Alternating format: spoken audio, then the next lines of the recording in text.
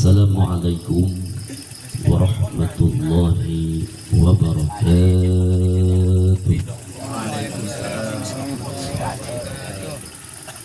Innal hamdalillah nahmaduhu wa nasta'inuhu wa nastaghfiruh wa na'udzu billahi min shururi anfusina wa min sayyiati a'malina may yahdihillahu fala mudilla lahu wa may yudlilhu fala hadiya lahu.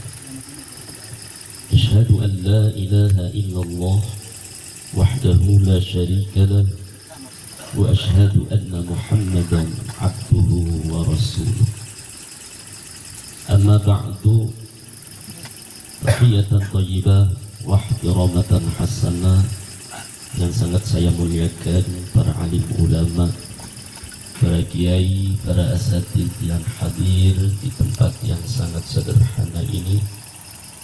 Juga tak lupa yang sangat saya muliakan para aparatur pemerintahan desa atau yang mewakili para sahabat-sahabat pengajian Padepokan Anti Galau Tembus Langit rahimakumullah.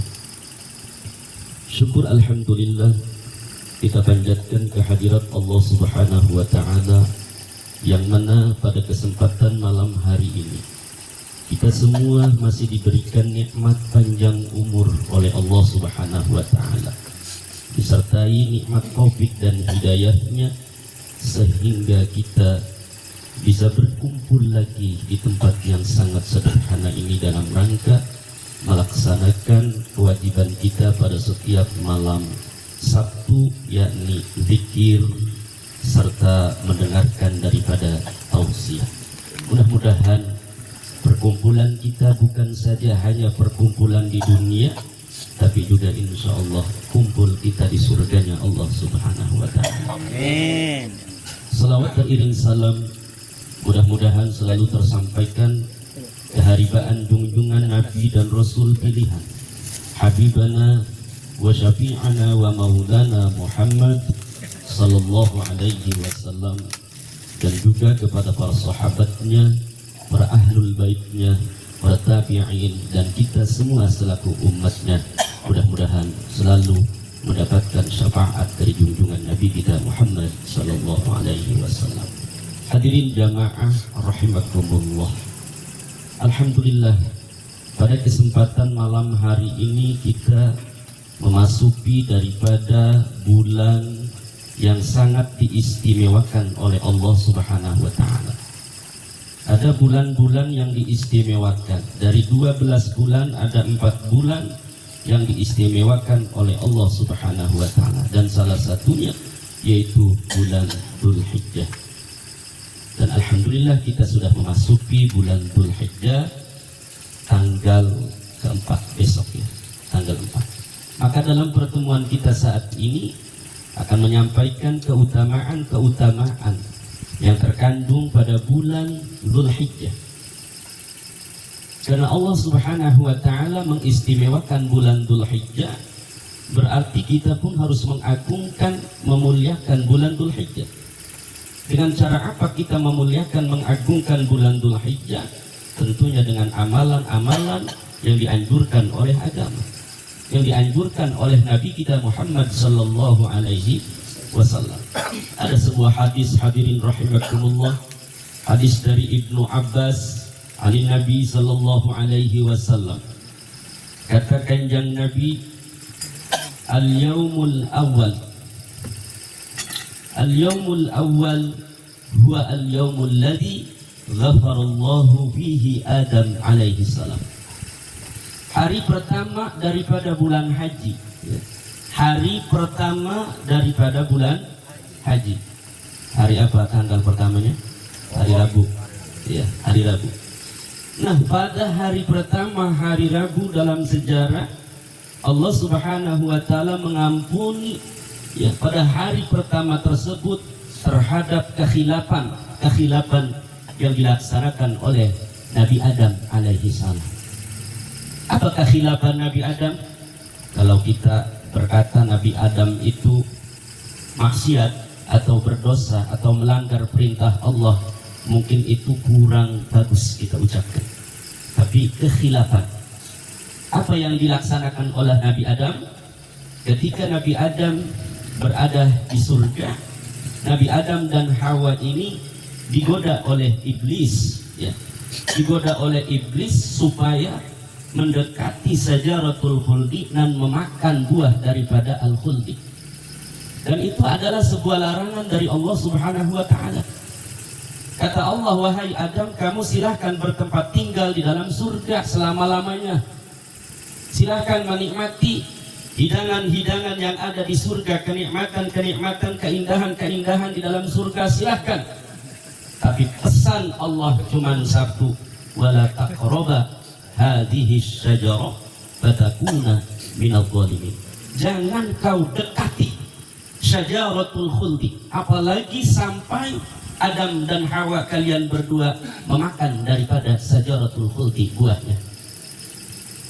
Kalau berdua kalian memakan buah Syajaratul Khuldi, fatakuna minadh dhalimin, maka kalian berdua termasuk golongan orang-orang yang zalim, orang-orang yang melanggar perintah Allah Subhanahu wa Ta'ala. Maka orang yang tidak mau taat, tidak mau tunduk atas perintah Allah Subhanahu wa Ta'ala, itulah kategori orang yang zalim. Disuruh sholat 5 waktu kagak mau sholat, zalim. Disuruh puasa bulan Ramadan kagak mau puasa, zalim. Disuruh kagak boleh maksiat, malah maksiat, zalim. Tapi zalimnya bukan zalim lillah, tapi zalimnya linafsi, ya. Zalimun linafsi. Kenapa zalimun linafsi? Karena akibat perbuatan tersebut nantinya bukan kepada orang lain yang rugi, sebab akibatnya akan ditimpakan kepada dirinya sendiri. Fatakuna minadh dhalimin. Tapi fa'azallahu syaitan, ya. Maka digoda oleh setan yang pada akhirnya Nabi Adam dan Ibu Hawa mendekati Syajaratul Khuldi tersebut dan memakan buahnya Syajaratul Khuldi. Maka karena melanggar perintah Allah, otomatis Allah, ya, akan mengusir Nabi Adam dari surga. Maka Nabi Adam diusir dari surga dan Ibu Hawa diusir dari surga, diturunkan ke alam dunia.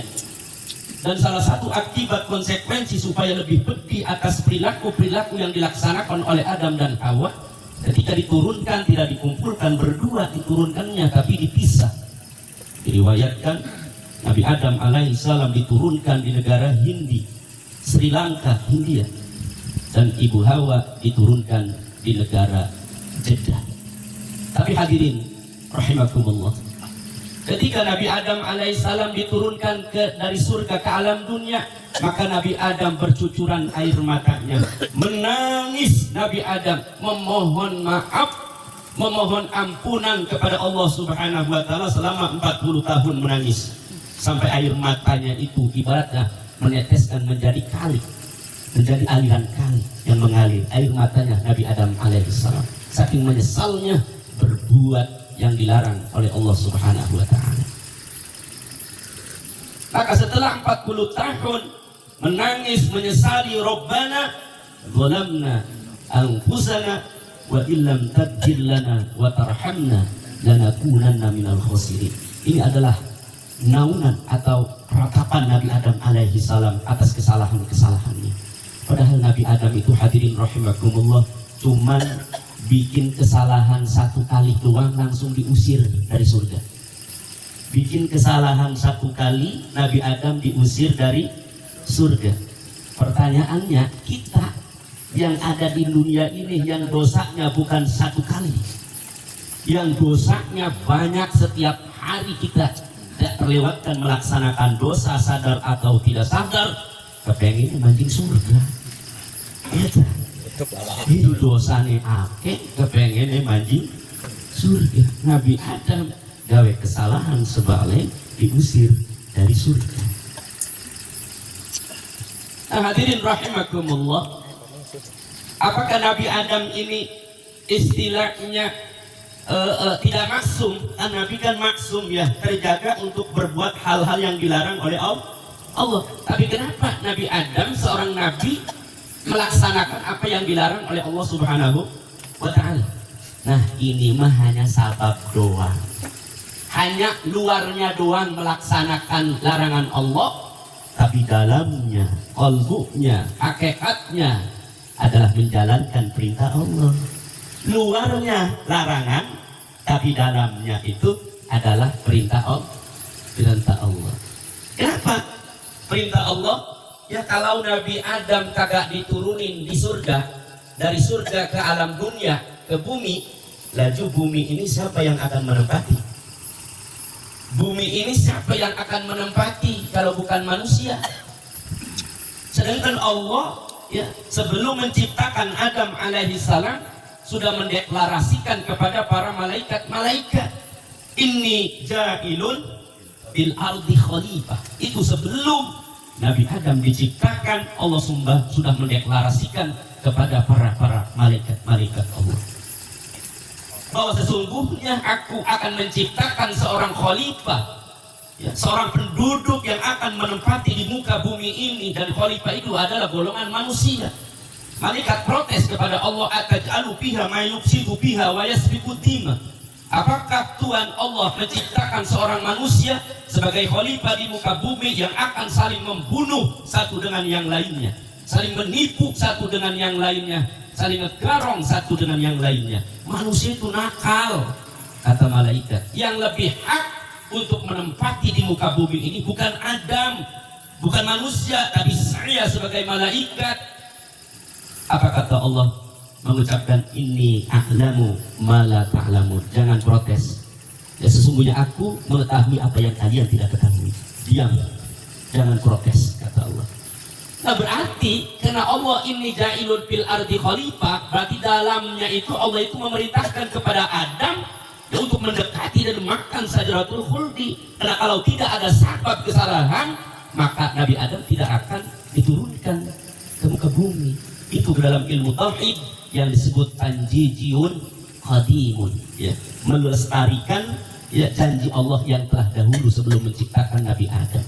Jadi jangan prasangka bahwa Nabi Adam itu melakukan sebuah larangan Allah, hanya luarnya doang itu mah, dalamnya mah sebuah perintah. Ini ja'ilun fil ardi khalifah, itu perintahnya. Kalau Nabi Adamnya kagak mendekati di sajaratul khuldi, kagak makan sajaratul khuldi, nganggur dong janji Allah, bohong dong janji Allah, inni ja'ilun fil ardi khalifah. Nah itu, jadi luarnya ya seperti ibaratnya larangan, tapi dalamnya ini hakikatnya adalah perintah Allah. Tanjijun qadimun. Maka setelah 40 tahun ya, menangis, Rabbana dhalamna anfusana wa illam taghfir lana wa tarhamna lanakunanna minal khasirin. Baru Allah Subhanahu wa taala menerima taubatnya Nabi Adam. Fataba alaihi, ya. Fataba alaihi innahu huwat tawwabur rahim. Maka diterimalah taubatnya Nabi Adam alaihi salam. Menangis 40 tahun baru diterima taubatnya. Coba bayangkan Bang Jakri, kalau kita berbuat dosa menangis dulu 40 tahun baru diterima taubatnya, gimana kira-kira? Sebelum 40 tahun kita bertobat keburu modar dulu. Betul? Iya, gagal gitu. Apalagi kalau taubatnya suruh di Mekah. Taubat di Indonesia kagak sah, harus ke Mekah. Aduh, ahli neraka semua. Ini. Maka keutamaan umat Nabi Muhammad itu ketika berdosa dimanapun bisa bertobat kepada Allah dimanapun. Ya. Kagak usah kita berangkat ke Mekah bertobat lah, ya. Orang di Mekah juga banyak yang berbuat dosa. Ya. Itu umat Nabi Muhammad Sallallahu Alaihi Wasallam. Dan diampuni Nabi Adam Alaihi Salam pada tanggal 1 bulan Dzulhijjah. Faman soma dzalikal yaum, faman soma dzalikal yaum, ghafarallahu lahu kulla dzambin. Maka siapa saja orangnya yang berpuasa di tanggal 1 bulan Dzulhijjah, maka Allah akan mengampuni semua dosa-dosanya. Itu keutamaan. Kira-kira tanggal 1 itu sudah puasa, ada yang melaksanakan puasa apa kagak ada ya? Kagak ada yang puasa.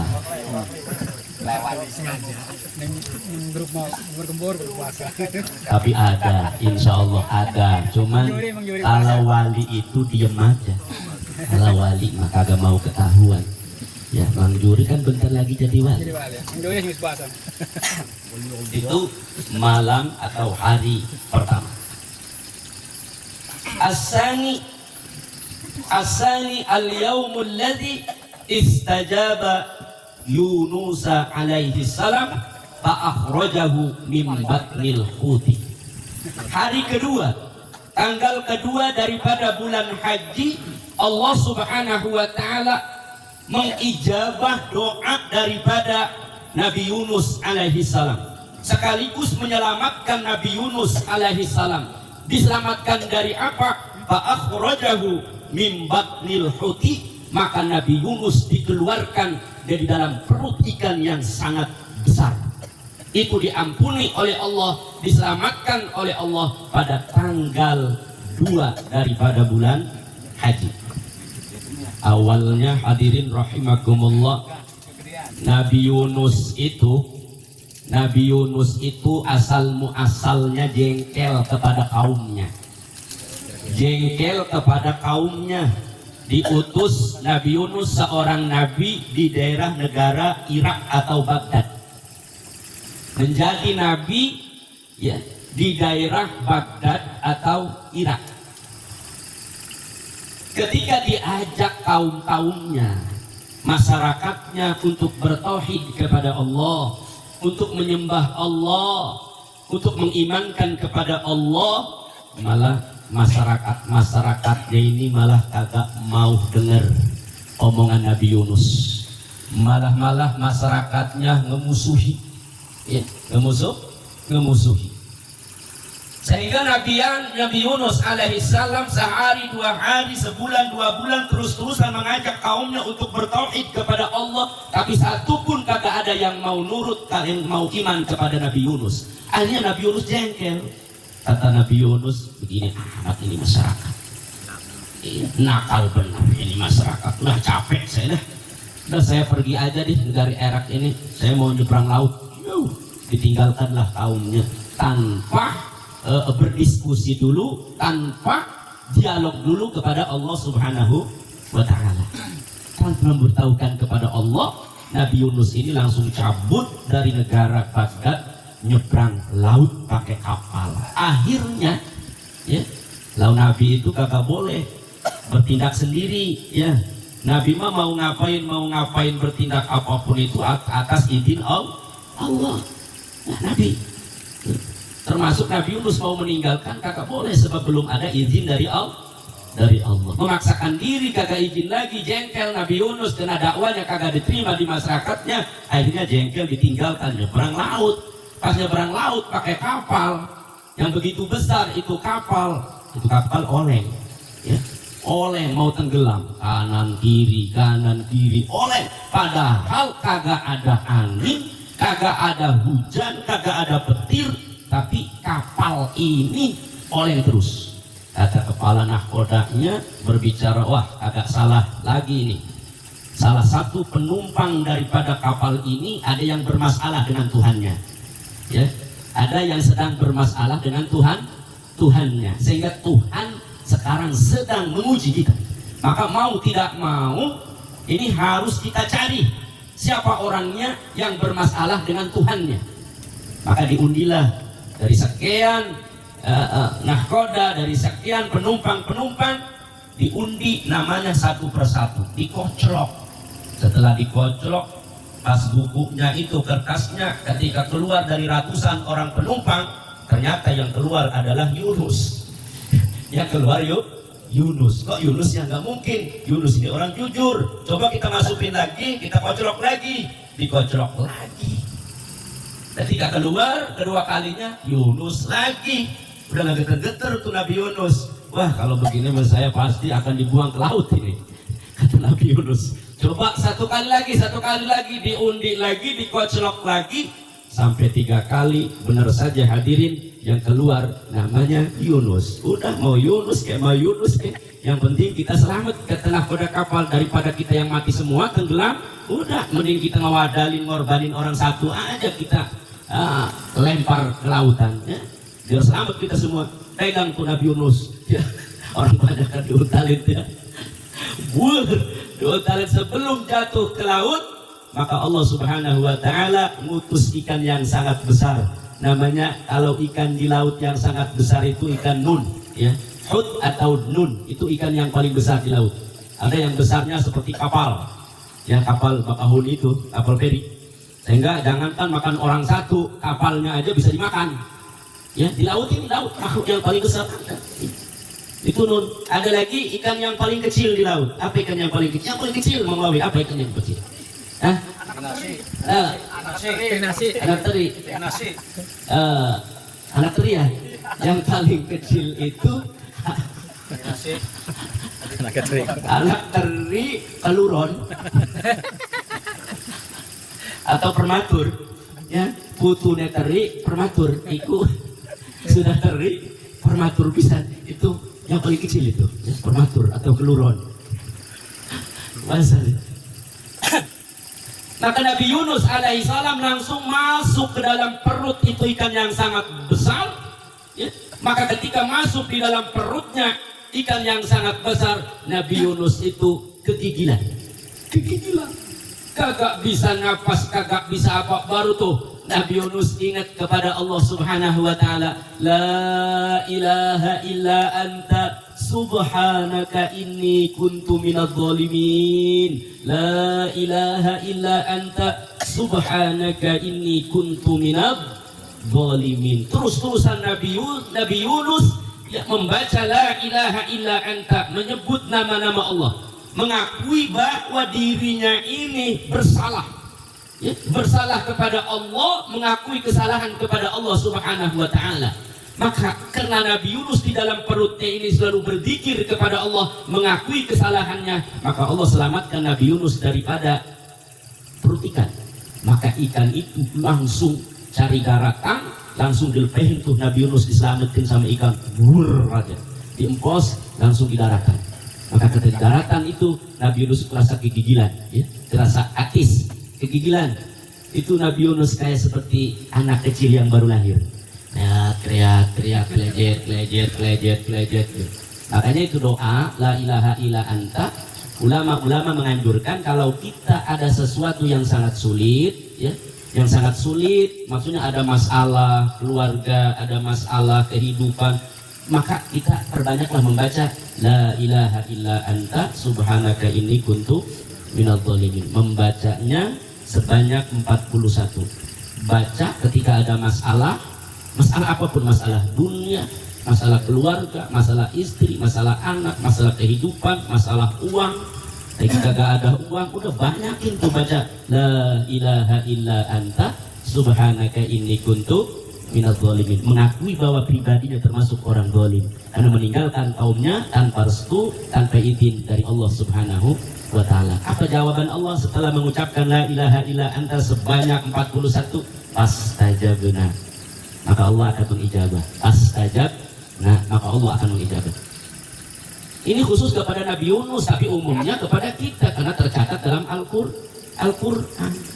Wa najjaynahu minal ghammi wa kadzalika nunjil mu'minin. Dan Allah selamatkan minal ghammi, daripada kebingungan waktu kerupakan waktu ada di dalam perut ikan. Wa kadzalika nunjil mu'minin. Dan ujungnya apa? Allah bukan kepada Nabi Yunus khususnya, wa kadzalika nunjil mu'minin. Begitu pula Allah menyelamatkan orang-orang yang mukmin yang mendekatkan diri kepada Allah Subhanahu wa ta'ala.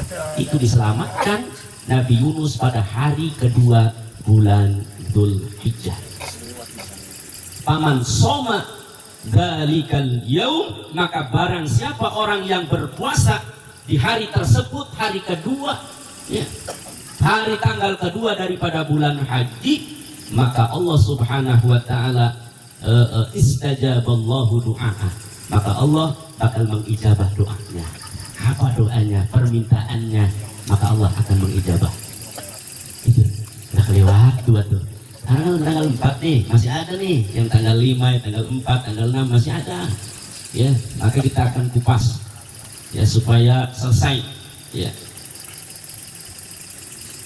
Maka kata Nabi, wal yaumus salisu istajaballahu du'a Zakaria alaihi salam. Dan hari ketiga daripada Bulan haji Allah subhanahu wa ta'ala mengijabah doa-doa daripada Nabi Zakaria beserta istrinya. Apa permintaan Nabi Zakaria? Nabi Zakaria permintaannya bukan minta dunia, bukan minta yang urusan-urusan kehidupan, tapi Nabi Zakaria kepengen punya keturunan, kepengen punya anak. Sedangkan umur Nabi Zakaria ini sudah kagak muda lagi, sudah tua. Umurnya diceritakan udah 100 tahun lebih. Dan istrinya Zakaria itu umurnya, usianya sudah 90 tahun. Maka kalau kita bayangin, kita ukur perempuan zaman sekarang 90 tahun itu bukan hamil lagi, tapi sudah pindah ke Sukabumi, ya, pindah ke alam kubur. 90 tahun mah. Apalagi Nabi Zakaria-nya 100 tahun lebih, pengen minta anak.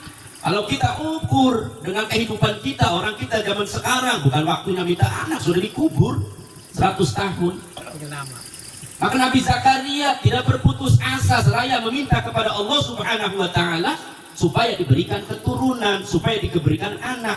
Maka Allah subhanahu wa ta'ala mengijabah, ya, mengabulkan permintaan daripada Nabi Zakaria. Apa kata Allah? Ya Zakaria, inna nubashiruka bi ghulamin ismuhu Yahya lam naj'al lahu min qablu samia. Langsung ketika meminta Nabi Zakaria pada tengah malam berdoa dengan suara lirih, meminta kepada Allah subhanahu wa ta'ala, lalu Allah subhanahu wa ta'ala memanggil, ya Zakaria, wahai Zakaria, sesungguhnya aku akan memberikan kabar gembira kepadamu Zakaria lewat wahyu. Tentunya apa isi daripada kabar gembira? Allah akan memberikan gulam, seorang anak laki-laki, ismuhu Yahya, nama anak laki-laki itu adalah Yahya nantinya. Lam naj'al lahu min qablu samia, yang belum pernah ada seorang nabi yang terdahulu yang diberikan nama dengan nama Yahya. Maka Nabi Zakaria sudah tahu dirinya umur 100 tahun lebih, istrinya sudah tahu umur 90 tahun lebih. Maka Nabi Zakaria menjawabi, qala ya rabbi anna yakunu li gulamun wa kanat imraati aqiran wa qad balagtu minal kibari itiya. Awalnya mah meminta, setelah dikasih sama Allah Ta'ala, wahai Tuhanku, bagaimana aku mempunyai keturunan. Awalnya meminta, tapi ketika dikasih, wahai Tuhanku, bagaimana aku mempunyai keturunan. Sedangkan wakana timroati akhiran, istriku itu sudah tidak muda lagi, sudah tidak mungkin untuk melahirkan. Kalau bahasa orang kita itu akhiran itu udah bajang, udah gabuk, udah kagak bisa melahirkan lagi. Itu akhir mandul, wis kering, ya, wis kering.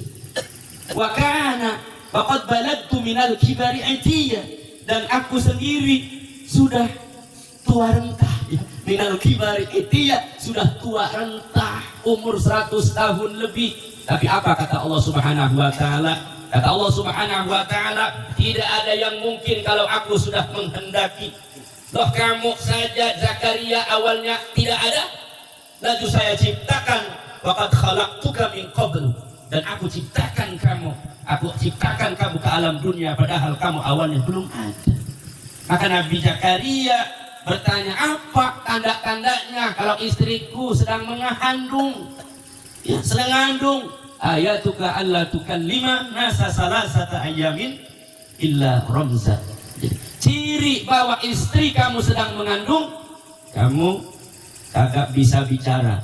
Maksudnya kagak bisa bicara itu gagu, kagak mau bicara sama orang selama 3 hari 3 malam. Udah illa romza, cuman isaroh doang. Isaroh pakai tangan kalau ngobrol itu. Selama 3 hari puasa, yang disebut puasa apa itu? Puasa gagu.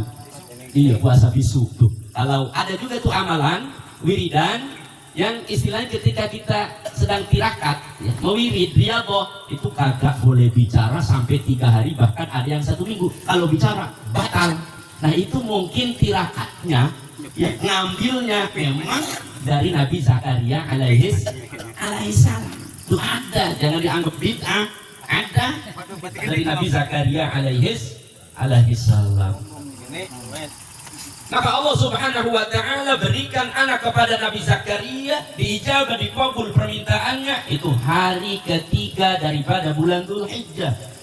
Faman shoma dzalikal yaum, maka barang siapa orang yang puasa pada hari ketiga daripada bulan haji, maka Allah Subhanahu wa ta'ala mencatat ibadahnya 1 tahun, dicatat ibadah belum pernah berbuat maksiat. Jadi seolah-olah dia punya ibadah, ganjaran ibadah 1 tahun tak tercampuri dengan 1 maksiat. Luar biasa. Itu hari berapa? Hari ketiga. Ya. Puasa juga Bang Jakri hari ketiga. Alhamdulillah. Wal yaumur rabi'u, wal yaumur rabi'u huwa al yaumul ladzi wulida fihi Isa alaihi salam. Hari keempat daripada bulan haji yang Allah istimewakan ini, pada hari keempat tersebut Allah lahirkan Nabi Isa alaihi salam dari bundanya ialah Siti Maryam. Di mana dilahirkannya? Di Baitul Laham, di daerah Masjidil Aqsa atau Palestina. Nah itu tercatat pada tanggal 4 daripada bulan Dzulhijjah. Faman shoma dzalikal yaum, maka siapa orang yang berpuasa pada hari keempat daripada bulan haji, nafallahu anhul ba'sa wal faqra, maka Allah akan menghilangkan apa? Al-ba'sa musibah, al-ba'sa belai, al-ba'sa penyakit, al-ba'sa tabrakan, al-ba'sa suatu kebedaratan apapun yang di alam dunia ini, maka Allah akan singkirkan, jauhkan. Ya. Wal faqra. Nah ini dan kefakiran. Ya, kalau kita agak mau fakir hidupnya, maka setiap tahun itu bukan 1 tahun ini doang. Setiap tahun ketika datang bulan haji, jangan lupa puasa tanggal 4.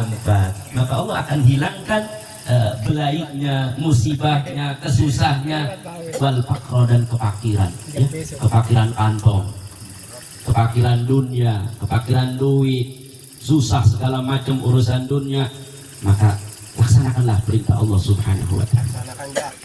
Kata siapa? Sholat kagak ada kaitannya dengan rizki. Ada kaitannya dengan rizki sholat itu. Dan kalau kita salatnya benar, salatnya bagus, ya, maka Allah Subhanahu wa ta'ala akan menanggung rizkinya, mencukupi rizkinya walaupun kagak usaha, kagak dagang, kagak apa, Allah kuasa akan memberikan rizki. Wa'mur ahlaka bis sholati wastabir 'alaiha la nas'aluka rizqa nahnu narzuquk wastabir 'alaiha wa'mur ahlaha. Perintahlah keluargamu, ahlimu, anakmu, istrimu, orang tuamu, putukmu, ponakanmu, seluruhnya ahli bait, kita perintah supaya sholat kepada Allah Subhanahu wa ta'ala dengan penuh kekhusyuan. Kata Allah Subhanahu wa ta'ala, wastabir, terus istiqomah, sabar menjalankan perintah Allah yang namanya sholat. La nas'aluka rizqa, ya, sesungguhnya aku tidak meminta rizki kepadamu, tapi nahnu narzuquk, ya, kami akan berezekimu. Ya, jadi berarti sholat ini erat kaitannya dengan rizki. Kenapa kita sholat tapi rizkinya masih seret? Karena sholatnya itu hatinya kemana-mana. Kenapa kita sholat rizkinya masih seret? Karena sholatnya mikirin awak sendiri. Istri kata sholat jojong baik. Kenapa rezeki kita masih syarat? Karena sholatnya mikirin diri sendiri, egois. Anak kakak sholat diam aja. Ini maka sebutnya akhlak. Wa'mur ahlaka. Setelah kamu menjalankan sholat, maka anaknya pun harus semuanya sholat, ahlinya pun semuanya sholat, maka baru akan ditanggung rezekinya oleh Allah Subhanahu wa ta'ala. Ibarat orang kerja itu, orang kerja karyawan pabrik aja, seperti masuk kerja jam 8, masuk kerja jam 8, jam setengah 8 kita sudah nunggu di pintu gerbang, patuh kita. Kira-kira majikan senang apa kata? Bos senang apa kata? Senang, berarti karyawan teladan, patuh. Kalau sudah senang, minta apa aja, naik gaji pasti ditaikin gajinya, kagak bakal diberhentikin kerjanya. Begitu aja namanya. Itu namanya tepat waktu. Iya, tepat waktu dalam ibadah sholat. Keharti menjakri. Dan rezeki yang berkah itu rezeki yang buat ibadah, menjakri. Walaupun dunianya menggunung, ya, mobilnya baris, rumahnya tingkat, kalau kagak ibadah itu rezeki kagak berkah. nanti rezekinya habis diboya-boya buat anaknya. Ketika dia meninggal, habis juga pakaiannya sama anaknya, narkoba lah, membunuh orang lah, terjerat hukum lah, ya kan? Masalah cewek lah, penipuan segala, belum lagi penyakitnya, asam urat, ya, stroke, ya, TBC, lah segala macamnya, habis pakaiannya, ya kan? Nah itu. Maka kalau kita puasa, ya, ketika puasa di tanggal 4 itu ketika kelahiran Nabi Isa alaihi salam, maka seperti ibadah kita melaksanakan ibadah 1 tahun kepada Allah. Terus 9, batasnya 9. Iya, supaya tahu keutamaan. Yang mantap, Allah mengutamakan, mengistimewakan bulan haji ini karena ada rahasia terbesar, sejarah terbesar yang dialami oleh para nabi-nabi Allah dalam sejarah Islam. Al-Yaumul Khamis alladzi wulida bihi Musa alaihi salam, dan hari yang kelima daripada bulan haji, ya, adalah hari di mana dilahirkan Nabi Musa alaihi salam. Di mana Nabi Musa dilahirkan? Di negara Mesir. Waktu zamannya Raja Fir'aun. Ya. Pada waktu itu Nabi Musa alaihi salam, ibunya Nabi Musa waktu melahirkan nyumput, ya, nyumput bersembunyi di dalam gua sendirian melahirkannya, Mengjakri. Kenapa sendirian nyumput? Karena takut ketahuan oleh aparat Fir'aun. Karena pada masa itu kalau nanti ada yang lahir lelaki bunuh. Karena pada waktu itu yang akan menjatuhkan, meruntuhkan kerajaan daripada Fir'aun adalah seorang nabi, ya, bakal lahir seorang nabi laki-laki yang akan menghancurkan kerajaan daripada Fir'aun. Maka untuk mengantisipasi supaya agak ada laki-laki, maka setiap anak laki-laki bunuh. Itu anak laki-laki sedikit, yang banyak itu perempuan. Makanya pada zaman syariat Nabi Musa alaihissalam, laki-laki itu kawin kagak ada batas, Mengjakri, sama cewek. Bukan 4 lagi, kalau kuat 9, 11 kagak apa-apa. Sebab pada zaman tersebut, zaman Nabi Musa alaihissalam, kenabian Nabi Musa, yang banyak itu cewek, Mengjakri, laki-laki sedikit, maka diperbolehkan. Ya, kalau kuat sampai 11, sampai 12, sampai kagak ada batas. Karena kebanyakan cewek, kebanyakan perempuan, yang laki mati semua, dipatiin sama Fir'aun. Ya. Tapi wa makarallah wallahu khairul makirin. Maka Nabi Musa ibunya diperintahkan untuk melahirkan secara tersembunyi-sembunyi supaya kagak ketahuan oleh Fir'aun dan bala tentaranya. Maka ketika setelah beres melahirkan, Allah perintahkan kepada ibunya Nabi Musa supaya Nabi Musa dimasukin dalam peti, laju supaya dihanyutkan ke dalam kali. Tetapi setelah dihanyut, karena itu merupakan perintah Allah, maka ibunya Nabi Musa sekalipun berat, karena itu perintah Allah, maka dihanyutkan di dalam peti. Maka peti ini seiring berjalannya waktu, ini peti didorong dengan angin, dengan ombak, akhirnya langsung masuk. Kemana masuknya? Masuk ke kerajaan Fir'aun. Ya, masuk ke kerajaan Fir'aun. Sebenarnya kali Nil itu langsung masuknya itu ke kerajaan Fir'aun, ke istananya Fir'aun, supaya indah mengalir airnya jernih. Pas itu kelihatan ada peti, pas dibuka petinya, waduh, Nabi Musa bayi. Waduh, laki-laki apa perempuan? Laki-laki, kata Fir'aun, bunuh kalau laki-laki. Ya, tapi pas dilihat sama istrinya Fir'aun, itu jatuh hati kepada itu anak. Kata istrinya Fir'aun, jangan Kang Aon, jangan, kita kan kagak punya anak. Kang Aon, gimana kalau kita ambil aja, kita pungut jadiin anak, kita urus jadiin anak. Nah, sekalipun Fir'aun sama istrinya keleh juga. Aon itu pangeran, ngakunya dia itu ilah pangeran, tapi sama istrinya pangeran itu keleh sama istrinya makalah. Udah akhirnya kan, udah katanya bawa, awas kalau ada apa-apa ya.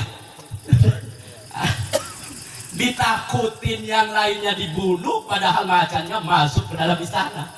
Itu yang akan menjadi meruntuhkan musuhnya Fir'aun, diurus sama Fir'aun. Nah itu tipu daya Allah subhanahu wa makaru wa makarallah. Mereka bertipu daya orang-orang Fir'aun kepada Allah dengan membunuh anak laki-laki. Tapi Allah, wallahu khairul makirin, lebih baik orang yang bertipu daya. Besar, ya, jadi musuh besar bukan sama Fir'aun. Dan akhirnya Fir'aun kan ditenggelamkan, ya, tenggelam semua Fir'aun itu, ya, di laut itu, Laut Merah. Ya, waktu mengejar Nabi Musa mau nyebrang ke Israel, yang ada cuma laut. Kata Allah Subhanahu wa taala, Musa lu jangan bingung, kamu kan nabi, masa nabi itu bingung? Makanya kiai juga jangan bingung di tengah-tengah masyarakat. Kalau kiai pusing, jangan keluarin pusingannya. Ya ini udah pusing, saya RT tahu semua. Aduh ini ngeluh kesini ngeluh kesini. Nah, kalau ustadznya pusing, gimana masyarakatnya? Pusing semua, tahan kita. Kalau kita pusing, mengadulah kepada Allah. Ya kan? Mengadulah, nggak punya rokok aja kita bikin se-RT. Halah, ini gimana? Ngadu kepada Allah Subhanahu wa taala, ya. Wallahu khairul makirin. Yaitu hari kelima Nabi Musa dilahirkan pada tanggal 5 Dzulhijjah, ya. Paman soma dzalikal yaum, maka barang siapa yang melaksanakan puasa pada hari tanggal kelima, bari aminan nifaqi au min adzabina. Maka siapa yang puasa maka bebas. Ya, bebas apanya? Bebas awaknya, badannya daripada sifat-sifat nifak. Apa tuh sifat nifak? Sifat kemunafikan. Ya, apa tuh munafik? Alamatul munafik kan salasa. Idza hadasa kan kadzaba. Apabila dia bercerita kagak ada benernya, bohong melulu. Itu munafik. Ya. Wa idza wa'ada akhlafa. Apabila dia berjanji, dia tidak menepati janjinya. Ya, sulaya janji, tidak menepati janji. Yang lebih berat itu masalah utang. Kalau utangnya enak, ditagih utangnya kagak enak. Itu. Aku ditagih rebo, ya, diparanin rebo, ya. Nanti Senin, paranin Senin, nanti rebo, rebo Senin. Makanya banyak pembunuhan akibat utang piutang karena kesel ditagihnya begitu. Maka dia kesel, terjadilah pembunuhan, digorok lah, dibunuhlah saking keselnya. Itu masalah emas. Ya. Itu hari kelima. Dan hari keenam, al-yaumus sadis huwal yaumul ladzi fatahallahu fihi nabiyahu minal khair. Dan hari keenam adalah Allah Subhanahu wa taala memberikan kemenangan. Memberikan kemenangan kepada siapa? Kepada seluruh nabi-nabi Allah. Ketika jihad diberikan kemenangan, ketika berperang diberikan kemenangan, ketika berdebat diberikan kemenangan, dalam hal apapun diberikan kemenangan pada tanggal 6 bulan Dzulhijjah. Ya. Faman shoma dzalikal yaum, maka siapa saja orang yang puasa pada hari ke-6 tersebut, ya, yanzurullahu ilaihi binadri rahmah, maka Allah Subhanahu wa taala akan melihat, ya, melirik dirinya dengan penglihatan rahmat. Apa itu penglihatan rahmat? Dengan penuh kasih sayang. Kalau Allah sudah kasih, sudah sayang, sudah rahmat kepada kita, maka ketika kembali kita di akhirat, fala yu'adzabu ba'dahu abadan, maka Allah tidak akan menyiksa kita di api neraka. Maka orang yang disenangi oleh Allah, masa orang yang dirahmati Allah mau ditelantarkan di api neraka? Ya kagak mungkin. Maka fala yu'adzabu ba'dahu abadan. Maka orang yang berpuasa di tanggal 6, ya, di tanggal 6 daripada bulan haji, maka Allah Subhanahu wa taala akan memberikan rahmatnya kepada kita, melihat kita dengan ainur rahmat, ya, kerunya, ya bahasa kita, kerunya benar dalamnya Allah, ya, kena kerunya di dunia, nih kerunya di akhirat ke kerunya, fala yu'adzabu ba'dahu abadan, kita tidak akan disiksa. Ini masih ada kesempatan, ini besok tanggal 4 bisa kita berpuasa kalau kakak malas, ya, besoknya lagi tanggal 5 bisa kita puasa kalau kakak malas, besoknya lagi kita puasa tanggal 6. Ya, kita masih ada kesempatan untuk berpuasa. Ini penyakit malas ini sulit. Kita sudah makan sahur, mau puasa kata Bang Jakri. Puasa 2 piring tuh sahur. Ya, pas itu nongkrong di perapatan. Cuman yang rokok, ikutan rokok lah. Sudah batal semua lah kita. Ya memang kagak apa-apa, kagak dosa.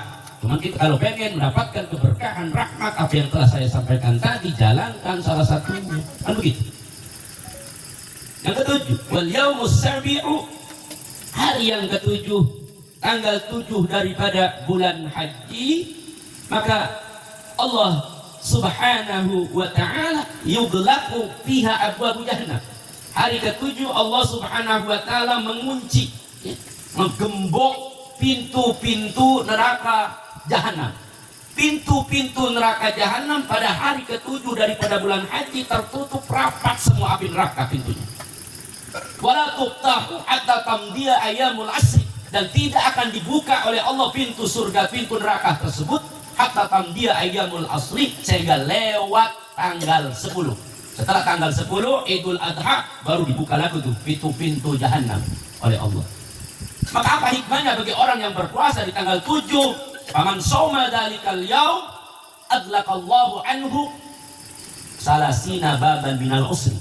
Maka siapa orangnya yang berpuasa di tanggal 7 daripada bulan haji, maka Allah Subhanahu wa taala akan mengunci 30 pintu kesulitan di dalam hidupnya. 30 pintu kesulitan di dalam hidupnya. Apa aja yang kita sulitin? Ya. Yang rasanya sih mau bangun rumah sulit. Itu satu. Ya. Pengen ganti motor sulit. Kagak ada biaya. Pengen ganti mobil sulit, kagak biaya. Pengen beli tanah sulit. Pengen bikin rumah sulit jasa. Apalagi pengen kawin, apalagi istrinya sulit jasa. Itu 30 pintu-pintu kesulitan yang akan ditutup oleh Allah Subhanahu wa taala. Wa fataha salasina baban minal yusri, dan Allah akan membuka 30 pintu kemudahan. Nah, yang 30 pintu bab kesulitan di dalam dunia ini ditutup oleh Allah, akan dibuka pintu kemudahan sebanyak 30 pintu. Coba hitung deh, coba kepengen ini dunia aku sing 30 apa sih disulitin udah kering. Tapi puasa dikit tuh, kalau dibuka salah siji nasa dengan orang kabeh itu ga yang kayak keran kan, madua keran 30 dibuka siji bega ngocor itu bajunya itu. Nah itu hari ke-7 dan hari yang ke-8 wal yaumus samin alladzi yusamma yaumat tarwiyah. Hari yang ke-8 adalah hari yang disebut hari tarwiyah. Apa itu hari tarwiyah? Hari berpikir. Berpikir apa? Ketika Nabi Ibrahim alaihissalam, ya, di dalam tidurnya Nabi Ibrahim ditegur oleh Allah Subhanahu wa taala supaya mengorbankan yaitu anaknya yang namanya Ismail. Ya, pas pagi-paginya tanggal 8 Nabi Ibrahim alaihissalam berpikir, apakah ini impian dari Allah apa dari setan? Suruh nyembelih anak sendiri, suruh memotong anak sendiri, suruh mengorbankan anak sendiri. Berpikirlah Nabi Ibrahim sejenak. Tanggal 8 maka disebut tarwiyah. Berpikir, paman soma dzalikal yaum a'tahu Allahu minal ajri ma la ya'lamu illallah. Maka barang siapa yang puasa tanggal 8 tarwiyah, maka Allah akan memberikan pahala yang tidak diketahui oleh seorang manusia. Golongan manusia tidak tahu besarnya, sebab kalau tahu akan pingsan, ya. Lenger kalau tahu mah, ya. Maka tidak ada yang tahu besarnya ganjaran orang yang puasa pada tanggal 8 yakni yaumut tarwiyah. Dan yang terakhir hadirin rahimakumullah adalah wal yaumut tasi'u alladzi huwa yaumu arafah, dan hari yang ke-9 yang disebut adalah hari Arafah. Apa hikmah daripada hari Arafah? Dijelaskan, sahabat Nabi pernah bertanya kepada Nabi, ya Nabi Allah, apa sih keutamaan bagi orang umatmu yang melaksanakan puasa Arafah? Kata Nabi dijawab, yukafirus sanatal madiyah wal mustaqbilah. Orang yang bisa melaksanakan puasa tanggal 9 bulan haji yang disebut Arafah, maka Allah akan mengampuni, ngiparati, mengampuni, menghapus seluruh dosa 2 tahun. 1 tahun yang telah lalu yang kita laksanakan itu akan dihapus dosanya oleh Allah, dan tahun depan juga sudah terdahului dengan ampunan Allah Subhanahu wa taala. Ini yang dimaafkan itu dosa. Kalau hutang agak dimaafkan, menjadi harus dibayar hutang. Hadirin jamaah rahimakumullah, begitu besarnya Allah Subhanahu wa taala atau Nabi kita Muhammad sallallahu alaihi wasallam memberikan gambaran-gambaran dimulai tanggal 1 sampai tanggal 9. Keutamaannya begitu besar. Supaya apa? Supaya kita mencintai daripada amalan-amalan yang dianjurkan oleh Nabi kita Muhammad dan untuk diamalkan di dalam kehidupan kita sehari-hari. Inilah yang bisa kami sampaikan. Mohon maaf atas segala kekurangan. Hadanallahu wa iyyakum ajmain. Wal afwa minkum. Wassalamualaikum warahmatullahi wabarakatuh. Waalaikumsalam warahmatullahi wabarakatuh.